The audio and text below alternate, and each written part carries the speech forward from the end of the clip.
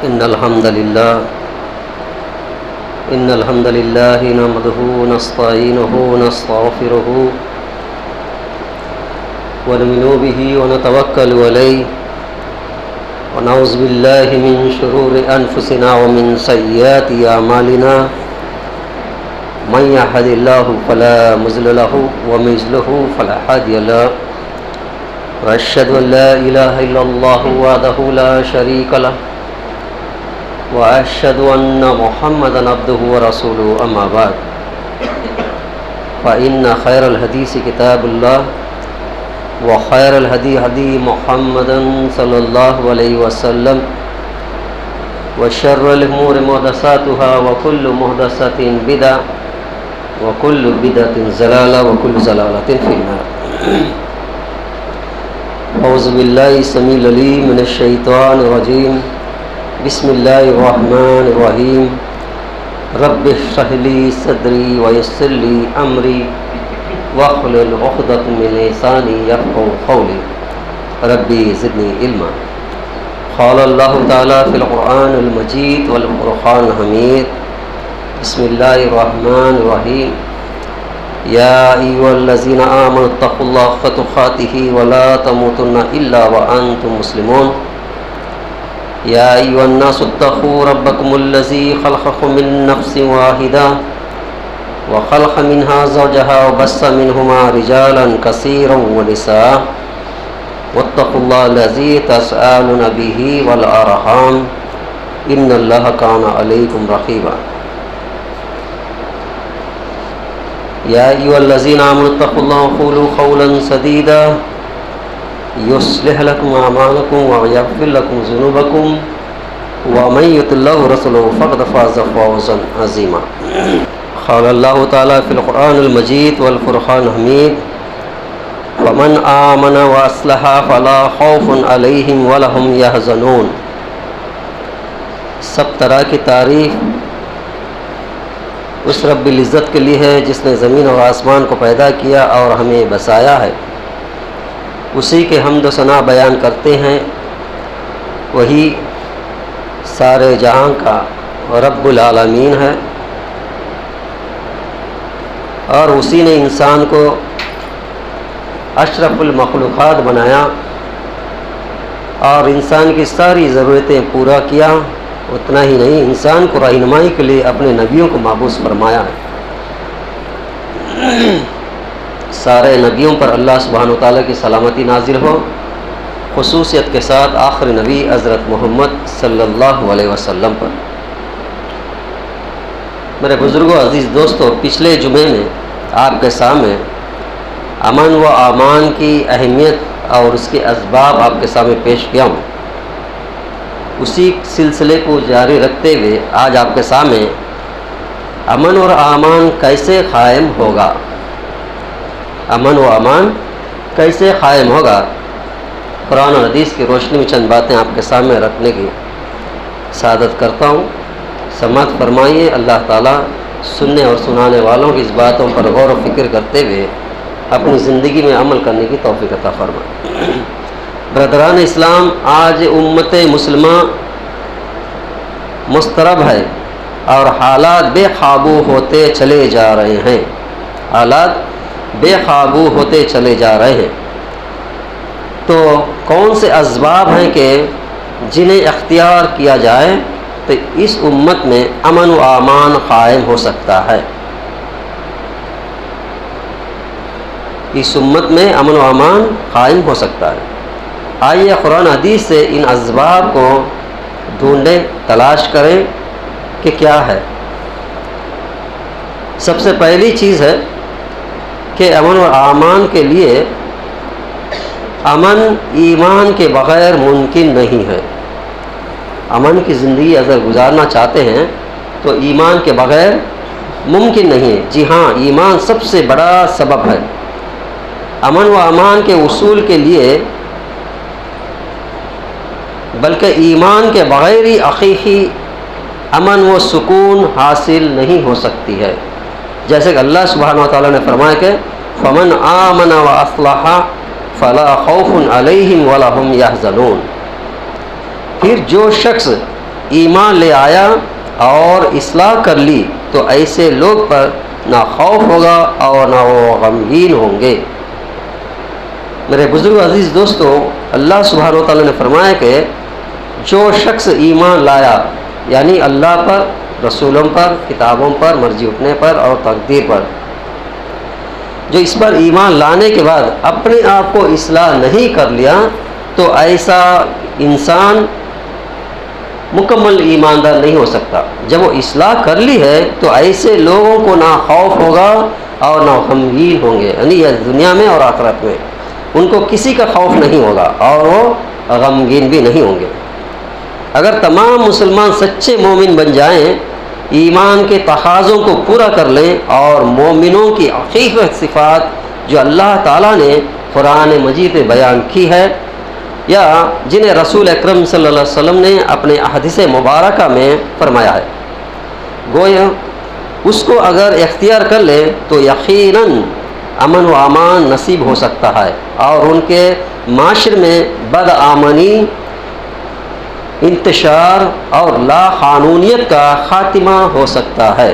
غور کیجئے، جب وہ ایمان لانے کے بعد اگر اللہ کے حدود کے مطابق اور نبی کریم صلی اللہ علیہ وسلم کے فرمان کے مطابق اگر مکمل ایمان پر اتر جائیں گے، ایسے لوگوں کو نہ بدامنی ہوگا اور نہ انتشار ہوں گے اور نہ قانون ان پر کچھ بھی کام نہیں کرے گا۔ مومن کی صفات میں سے 5 صفات ایسے ہیں کہ بس جس مومن میں وہ 5 موجود ہوں تو سچا مومن ہو سکتا ہے۔ 5 صفاتیں قرآن مجید میں بتائی گئی ہے، اگر اس کے اوپر میں اتر جائیں گے تو پکا مومن ہو سکتے ہیں۔ اللہ تعالیٰ کا فرمان ہے کہ سورہ انفال کی آیت ہے یہ، سچے مومن تو وہ ہیں کہ جب ان کے سامنے اللہ کا ذکر کیا جاتا ہے تو ان کے دل کانپ اٹھتے ہیں۔ پہلا صفت کیا ہے؟ کبھی بھی اللہ کا ذکر ہوتا ہے، اللہ کی کائنات کیا، اس کی بڑائی اور اس کے شان اور کی عظمت اور کائنات میں دیکھے جانے والے چیزوں کے اگر وہ دیکھتے ہیں یا اللہ کا ذکر بھی ان کے سامنے پیش کیا جاتا ہے تو ان کے دل کانپ اٹھ جاتے ہیں، پہلی صفت ہے۔ اور جب انہیں اللہ کی آیتیں سنائی جاتی ہیں تو ان کا ایمان بڑھ جاتا ہے۔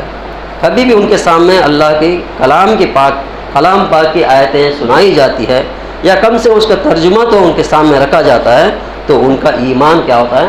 بڑھ جاتا ہے۔ یہ دوسری صفت ہے، اور وہ اپنے رب پر ہی بھروسہ کرتے ہیں۔ تیسرا صفت جو ہے، کوئی بھی تکلیف مصیبت آتا ہے تو اللہ پر ہی بھروسہ رکھتے ہیں اور اللہ سے ہی وہ مدد چاہتے ہیں اور کسی کے سامنے وہ مدد نہیں چاہتے۔ اور چوتھی جو ہے، اور نماز کو قائم کرتے ہیں، وہ ایمان لانے کے بعد وہ نماز کو قائم کرتے ہیں، ناغہ نہیں کرتے اور وقت کی پابندی کے ساتھ اول وقت پر نماز ادا کرتے ہیں، وہی اللہ تعالیٰ کو زیادہ پسندیدہ ہے۔ یعنی نماز قائم کرنا اور اول وقت کو جو ہے اللہ کو زیادہ پسند ہے، اس کو قائم کرتے ہیں۔ اور ہم نے جو مال دولت انہیں دی ہے اسے اللہ کی راہ میں خرچ کرتے ہیں، جو کچھ بھی اللہ تعالیٰ نے دیا ہے اس میں سے کچھ نہ کچھ اللہ کی راہ میں خرچ کرتے ہیں۔ یہ 5 صفت اگر کوئی انسان کے اندر آ جائیں تو وہ مکمل ایمان پر اتر جاتا ہے۔ یہی سچی مومن میں جن کے لیے ان کے رب کے ہاں درجات ہیں، یہی سچے مومن ہیں اور ان کے لیے اونچے درجات یعنی جنت ہے، اور وہ عزت کی روزی بھی اللہ تعالیٰ ان کو عطا فرما دیتا ہے۔ لہذا ہر مسلمان کو چاہیے کہ وہ ان 5 صفات کو اختیار کر لیں تاکہ وہ سچے مومن کی صفت میں شامل ہو جائیں، اور جب مسلمان سچے مومن کی صفات اختیار کریں گے تو ان کا معاشرہ یقیناً طور پر امن و امان کا ہو جائے گا، کیونکہ اللہ تعالیٰ کا وعدہ ہے کہ جو لوگ ایمان لے آئیں گے تو انہیں نیک عمل کیے ہوں گے، ان کے لیے خوشحالی اور عمدہ ٹھکانہ بھی اس کو عطا کر دیا جائے گا۔ ایمان اور امن لازم وہ ملزوم ہے کہ سچا ایمان ہوگا تو امن بھی ہو سکتا ہے۔ جب تک انسان کے اندر سچی ایمان نہیں ہوگا وہ امن میں نہیں آ سکتا ہے۔ جب وہ انسان سچا مومن ہو جاتا ہے تو امن بھی اس کے ساتھ ہو جاتا ہے۔ اگر ایمان میں کوئی خلل ہوگا تو امن بھی نہیں ہو سکتا ہے۔ اگر ایمان کی کمزوری ہو یا ایمان پر عمل کرنا اس کے لیے درناک ہوتا ہے تو ایسے انسان کے لیے امن بھی اس کے لیے نہیں ہوگا، چین نہیں ہوگی۔ یہی وجہ ہے کہ جب کسی اسلامی مہینے کا چاند نظر آتا ہے تو رسول اکرم صلی اللہ علیہ وسلم نے یوں دعا فرمایا کرتے تھے، یعنی ہر مہینے کا اسلامی کیلنڈر کا جب بھی چاند نظر آتا ہے تو اللہ کے نبی صلی اللہ علیہ وسلم نے یہ دعا پڑھا کرتے تھے، اللہ اکبر اللہم احلہ علینا بالامن والایمان والسلامت والاسلام ربنا و ربک اللہ۔ اس کا ترجمہ یوں ہے کہ اے اللہ سب سے بڑا ہے، اللہ سب سے بڑا ہے، اے اللہ تو ہمیں یہ چاند امن و ایمان اور سلامتی اور اسلام کے ساتھ دکھا۔ یہاں پر دعا میں کیا ہے؟ یہ چاند امن و ایمان اور سلامتی اور اسلام کے ساتھ دکھا، اور ہمارا اور اے چاند تیرا رب اللہ ہی ہے، یعنی اللہ سے دعا کرتے ہیں کہ اللہ کے نبی صلی اللہ علیہ وسلم کہ ہمیں یہ مہینہ جو شروع ہوا ہے، یہ مہینہ جو آیا ہے تو اس کے اندر میں ہمیں امن عطا فرما، یعنی مہینہ جو شروع ہوتا ہے اس مہینے میں ہمیں امن عطا فرما اور ایمان کے ساتھ رکھ اور سلامتی سے رکھ اور ہم پر سلام رکھ اللہ کر کے دعا کرنے کے بعد چاند کو مخاطب کرتے ہیں کہ اے چاند تیرا اور میرا رب صرف اللہ تعالیٰ ہی ہے۔ اور حقیقی مومن تو ہوتا ہے کہ وہ ہے کہ جس سے لوگوں کے کسی ہاتھ یا زبان سے کسی کو نقصان نہ ہو، یہی سچا مومن ہو سکتا ہے۔ یہ سب سے پہلی اسباب ہے، یعنی سب سے پہلی اسباب کیا ہے کہ ایمان بہت ضروری چیز ہے۔ اگر انسان کے اندر ایمان ہوگا تو امن اس کے ساتھ ہو جائے گا، یہ پہلی اسباب ہے۔ دوسرا جو ہے اکیلے اللہ تعالیٰ کا ہی عبادت کرنا اور شرک سے مکمل طور پر بچنا چاہیے، مکمل طور سے شرک سے بچ لینا چاہیے۔ ایمان اور عمل صالح کی بنیادی اکیلے اللہ تعالیٰ کی عبادت کرنا ہے، یعنی ایمان مکمل ہوتے ہوئے وہ نیک صالح نیک عمل کرنا، یعنی اس کا بنیاد کیا ہے؟ صرف اللہ تعالیٰ کی رضامندی ہو، صرف اللہ تعالیٰ کو ہی عبادت کرنی چاہیے اور اس کے ساتھ کسی کو شریک نہ ٹھہرانا۔ چنانچہ جب تمام مسلمان بحیثیت مجموعی یا اکیلے اللہ تعالیٰ کی ہی عبادت کریں گے اور اس کے ساتھ کسی کو شریک نہیں ٹھہرائیں گے، ان میں سچا ایمان ہوگا، ایمان میں سچائی ہوگی، اس کے اندر سچائی پا جائے گی، اخلاص ہوگی اور وہ نیک عمل کرنے والے ہوں گے، تو اللہ تعالیٰ کا ان سے وعدہ ہے کہ وہ انہیں ضرور بضرورت امن و امان نصیب فرمائے گا۔ جب پکے سچے مومن ہو جائیں گے، وہ نیک عمل بھی کرتے رہیں گے، تو اللہ تعالیٰ کا وعدہ ہے کہ یوں فرمایا اللہ سبحانہ و تعالیٰ نے، اور تم میں سے جو مومن ہیں اور نیک عمل کرتے ہیں ان سے اللہ نے وعدہ کیا ہے کہ وہ انہیں زمین میں ضرور بضرور خلافت دے گا۔ خلافت کب دے گا؟ تو کنڈیشن ہے کہ ایمان اور عمل اور یقین کے ساتھ اللہ پر توکل اور شرک سے باز رہے، ایسے لوگوں کو اللہ تعالیٰ کیا ہے؟ خلافت دے گا، جیسے ان سے پہلے لوگوں کو عطا کی تھی، اور ان کے دین کو ضرور مضبوط کرے گا جیسے اس نے ان کے لیے پسند کیا تھا، یعنی اللہ تعالیٰ نے جو دین پسند کیا وہ ان کے اوپر مسلط کر دے گا اور ان کے خوف کو یقیناً امن میں تبدیل کر دے گا۔ جو ڈر خوف ہے اس کو اللہ تعالیٰ کیا کرے گا؟ امن کے اندر میں تبدیل کر دے گا یا بدل دے گا۔ وہ میری ہی عبادت کریں گے اور میرے ساتھ کسی کو شریک نہیں بنائیں گے، اور صرف اللہ کا ہی عبادت کریں گے اور کسی کو شریک نہیں ٹھہرائیں گے۔ اور جو شخص اس کے بعد کفر کرے تو ایسے لوگ ہی فاسق ہیں۔ اگر ملنے کے بعد اگر کسی نے دھوکہ کیا، کسی نے کفر کیا، تو ایسے لوگ ہی فاسق بنتے ہیں۔ یہ سورہ نور کی آیت ہے۔ یہ آیت کریمہ ان حالات میں نازل ہوئی کہ جب معاشی تنگی دستی تھی مدینہ منورہ میں، وہاں پر بہت ہی تکلیف مصیبت سہ رہے تھے، اس وقت یہ آیات نازل ہوئی۔ غور و فکر کیجئے، اگر اس حالات میں اگر مومنوں کے اوپر بھی تکلیف مصیبت آتی ہے تو ان کو چاہیے کہ وہ پورے سے پورا اس آیت کا مفہوم سمجھیں اور وہ ضرور بضرور سچے مومن بن جائیں اور نیک صالح عمل کریں۔ یہ اللہ تعالیٰ کی وعدہ ہے کہ جو بھی بامنی ہے اس کو امن میں اللہ تعالیٰ تبدیل کر دے گا، جبکہ وہ صرف اللہ تعالیٰ کی عبادت کرے اور اس کے شریک کسی کو نہ بنائیں جب اللہ تعالیٰ اس کو امن میں تبدیل کر دے گا۔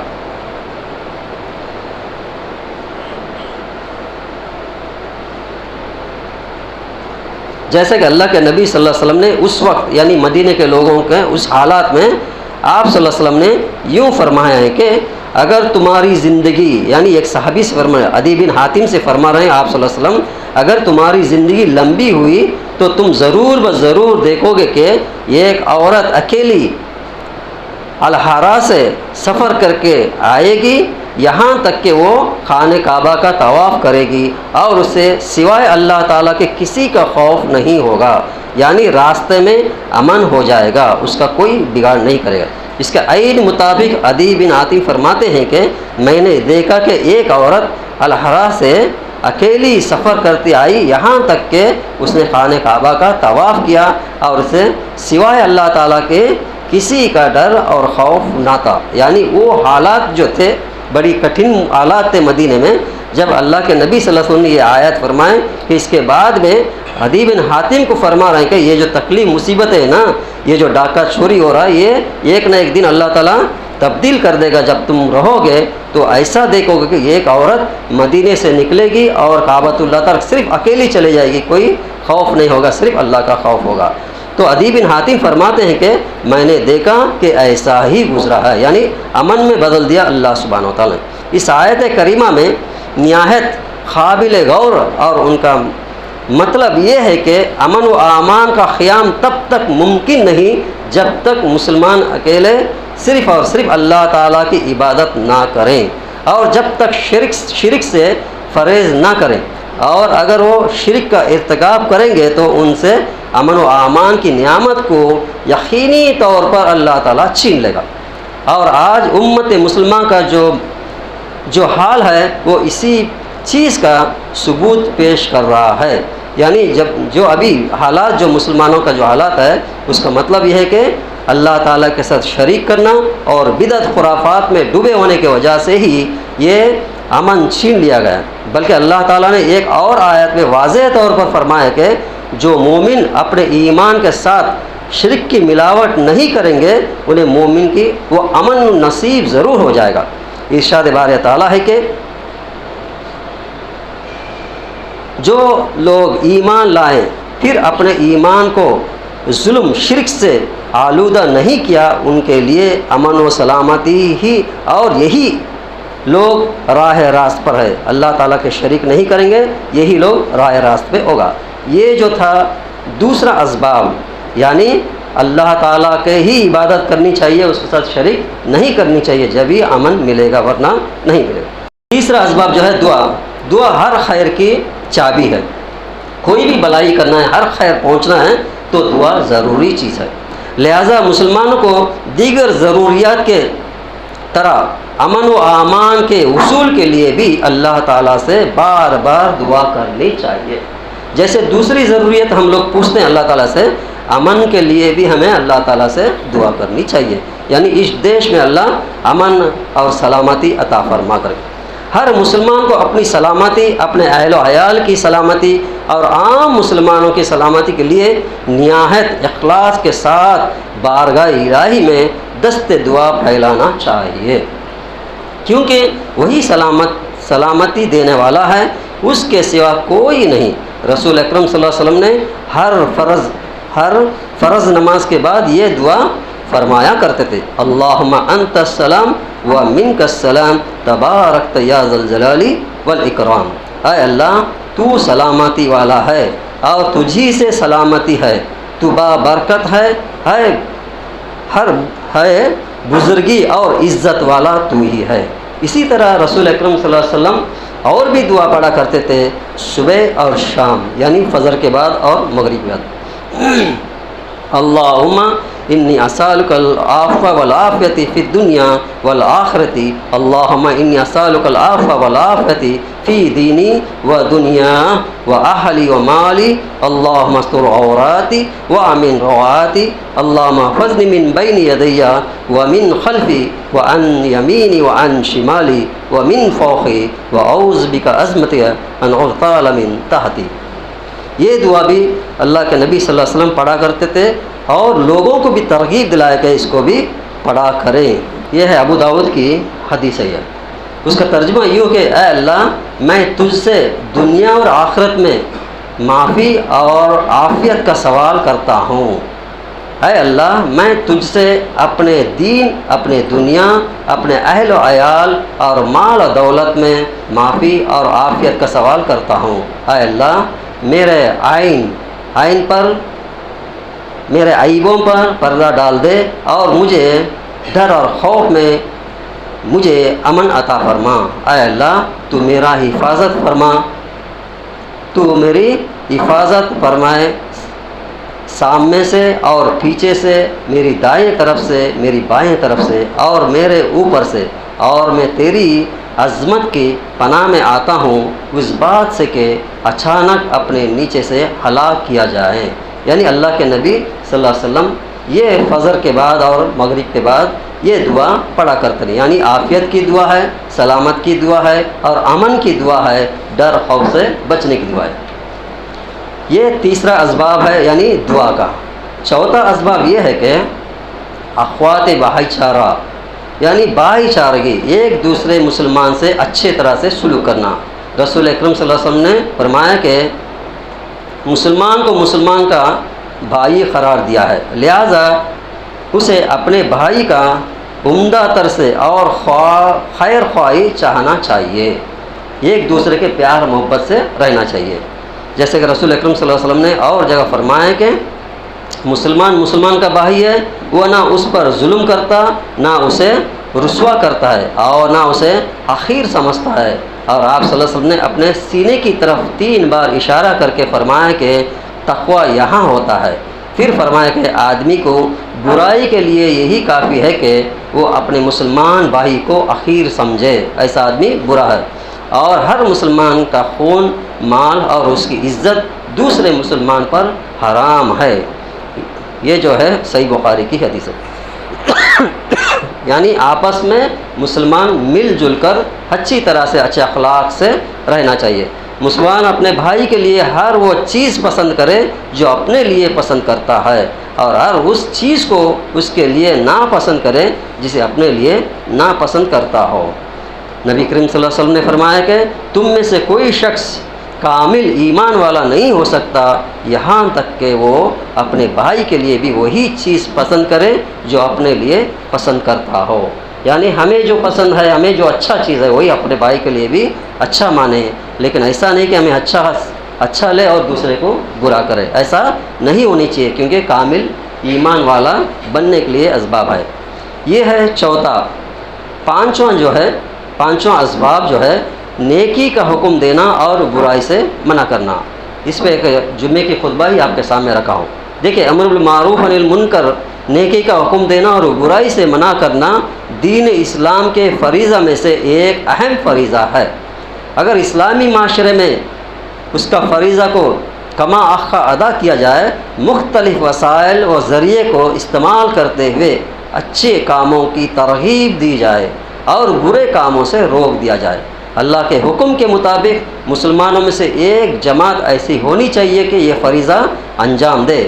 اس کے علاوہ ہر شخص اپنے اپنے دائرۂ کار میں اس کا ذمہ داری ادا کرنا چاہیے، یعنی جس کی طاقت کے مطابق ہو امر بالمعروف عن المنکر، یعنی برائی کو روکنا اور بھلائی کو پھیلانے میں کام کرے۔ یہ فریضہ اگر یہ نہیں کریں گے تو اللہ تعالیٰ ایسے لوگوں پر، ناگوار لوگوں کو حاکم بنا دے گا۔ اگر کوئی جماعت یا کوئی علاقے میں ایسا کام نہیں ہوتا، یعنی برائی دیکھنے کے بعد اگر اسے نہیں روکیں گے اور بھلائی کی دعوت نہیں دیں گے، ایسے حالات میں اللہ تعالیٰ ظالم بادشاہوں کو مقرر کر دے گا۔ یہ تھا کہ 5واں اسباب۔ 6واں اسباب یہ ہے کہ ایذا پہنچانا، یعنی کسی کو تکلیف نہیں پہنچنی چاہیے۔ کسی مسلمان کو یہ زیب نہیں دیتا کہ وہ اپنے کسی بھائی یا بہن کو ہلکی سی ذہنیت پہنچائے، تکلیف پہنچائے، چاہے کہ وہ اسے اگر برا بھی کہے تو صبر کرے اور اس کے لیے دعا کرے۔ یہ بہت ضروری چیز ہے۔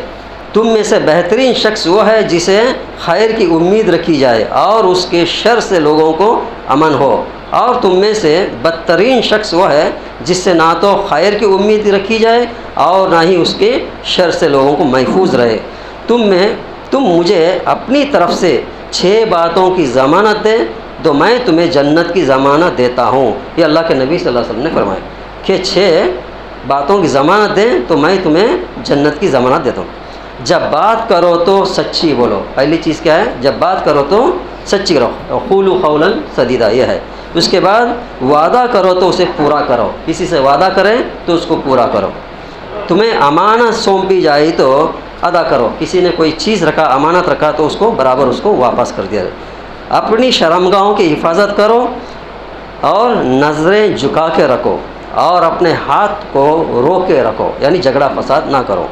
یہ جو ہے اللہ کے نبی صلی اللہ علیہ وسلم نے 5 چیزوں کے بارے میں بتائیں کہ بات کرے تو سچی بات کرو، اور وعدہ کرو تو پورا کرو، اور کوئی امانت دے تو اسے امانت کے ساتھ اس کو واپس کرو، اپنی شرمگاہوں کی حفاظت کرو اور نظریں نیچے رکھو اور ہاتھ روکو جھگڑے فساد سے۔ یہ ہے 6واں اسباب۔ آئیے آخری اسباب آپ کے سامنے رکھیں، خود ختم کر دیتا ہوں۔ 7واں اسباب حدود اللہ کی نافذ کرنا، یعنی اللہ کے حدود کے مطابق زندگی گزارنا۔ امن و امان کے قیام کے لیے پہلی 6 اسباب تعلق ہر مسلمان سے ہے، جبکہ 7واں اسباب حکمرانوں کے ساتھ خاص ہے، یعنی یہ حدود اللہ کے حدود جو ہے اس کو نافذ کرنا، یعنی جو غلط کرتا ہے اس کو سزا دینی چاہیے تاکہ دوسرا وہ غلط نہ کرے۔